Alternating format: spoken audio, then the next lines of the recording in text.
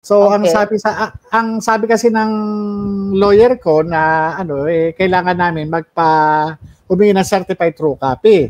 Ngayon, pumunta kami doon sa korte kung saan kasi pinresenta ng PIDEA yung mga dokumento na yon. Kaya lang, ang sabi ng korte, hindi nila ako mabibigyan ng certified true copy dahil ang kailangan mag-issue ng magtatak doon is yung PIDEA. Kaya walang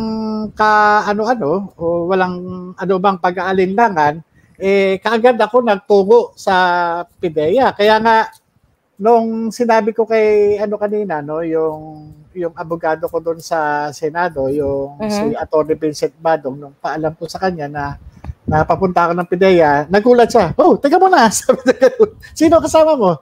Sabi ko si Commander. Sabi ko.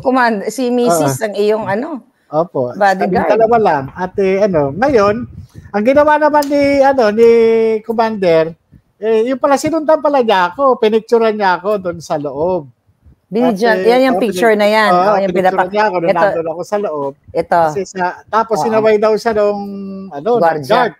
Bakit daw siya nagpipicture? Aba, teka muna, si Morales yan Sabing ganun, kung hindi na makalabas ng buhay yan, buhay papasok yan, kailangan palabasin nyo ng buhay din yan.